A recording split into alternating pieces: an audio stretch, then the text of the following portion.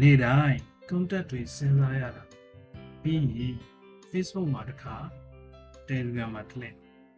like တင်နေရတာပြင်ဖို့ကောင်းနေပြီလားဒါမှမဟုတ်ချိန်တွေအများကြီးပေးနေရလို့စိတ်ညစ်နေပြီလားဒါဆိုရင်တော့ဒီနေ့ဗီဒီယိုမှာကျွန်တော်ပြသထားတဲ့ပုံတွေကအတိုင်းတစ်ချက်ကလေး click နဲ့ရုံဒါမှမဟုတ် scheduler မနက်9:00 နာရီထိုးတာနဲ့နောက်ဆုံးရ market report ကို fat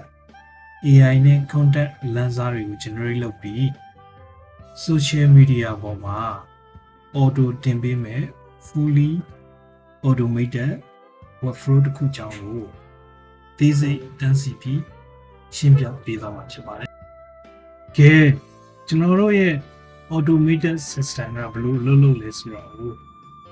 ပုံကိုကြည့်ပြီးစဉ်စဉ်လေ့လာကြည့်အောင်ပထမဆုံးအနေနဲ့ဒီ automation workflow မှာကျွန်တော်တို့ trigger ဆိုတာရှိတယ်ပထမဆုံးဘယ်ဆုံးမှာ manual trigger နဲ့ daily 9 AM ဆိုတဲ့နှုန်းတစ်ခုရှိတယ်ကိုယ်တိုင်စမ်းသပ်ခြင်းလို့ပဲဖြစ်ဖြစ်ချက်ချင်းတင်ခြင်းလို့ဖြစ်ဖြစ် manual နှိပ်လို့ရတယ်လို့မနက်နေ့တိုင်းမနက်9:00 နာရီထိုးတာနဲ့လူမလို့ပဲလိုလျောက်လုံးလုံးအောင်လည်းသတ်မှတ်ထားလို့ရပါတယ်။ trigger စလုပ်လိုက်တာနဲ့ဒီအချက်လက်ရယူခြင်းနဲ့ content ရေးသားခြင်းအပိုင်းကိုရောက်ရှိလာပါတယ်။လောက်စလုပ်တာနဲ့ reach latest market report ဆိုတဲ့နောက်ကနေနောက်ဆုံးရ data တွေကိုသွားဖတ်ပါမယ်။ဒါတင်ပြီးရင်တော့အဓိကအသက်ဖြစ်တဲ့ generate Facebook post ဆိုတဲ့နောက်ကိုရောက်သွားပါတယ်ဒီကောင်က open router ကို open router AI API ကိုသုံးပြီးစောစောကရလာတဲ့ market report အကျန်းကိုလူတွေဖတ်ရ regu ပြီးဆွဲဆောင်မှုရှိတဲ့ content ဖြစ်ပြောင်းလဲရေးသားပေးတာဖြစ်ပါတယ်အလိုလျောက်စစ်စစ်ပိုင်းဖြစ်ပါတယ် content ထွက်လာပြီဆိုရင် backend နဲ့ Facebook drop မှာအရင်သိမ်းပါတယ်အဲ့ဒီနောက်မှာ auto post enable နဲ့ Telegram enable ဆိုတဲ့ conditional note တွေနဲ့စစ်ပါတယ်ကျေ၍ true ဖွင့်ထားတယ်ဆိုရင် post to Facebook page နဲ့ post to Telegram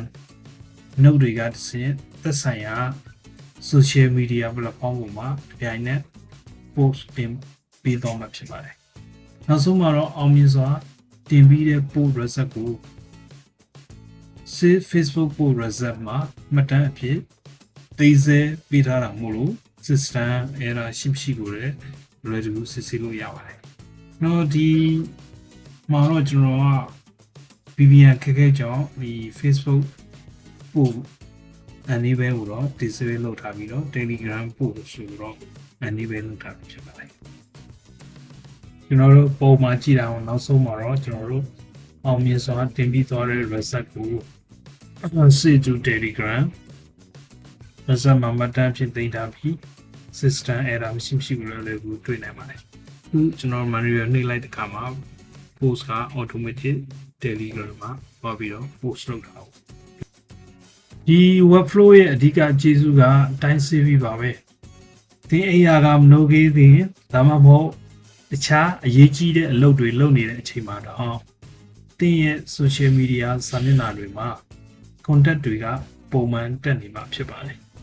ဒီဗီဒီယိုမှာပြထားတဲ့ပုံကဲ့သို့သော automation workflow လုပ်ငန်းစဉ်မျိုးကိုကိုယ်တိုင်စောင့်ကြည့်ခြင်းနဲ့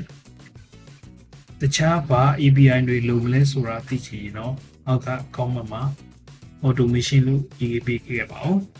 ခုလိုနည်းပညာနဲ့ automation အကြောင်းအရာတွေကိုအမြဲတမ်းလေ့လာခြင်းနဲ့ဆိုရင်တော့ကျွန်တော်ရဲ့ channel ကို like and subscribe လုပ်ထားဖို့မေးပါတယ်ဟုတ်ခင်ဗျာနောက်ဗီဒီယိုမှာ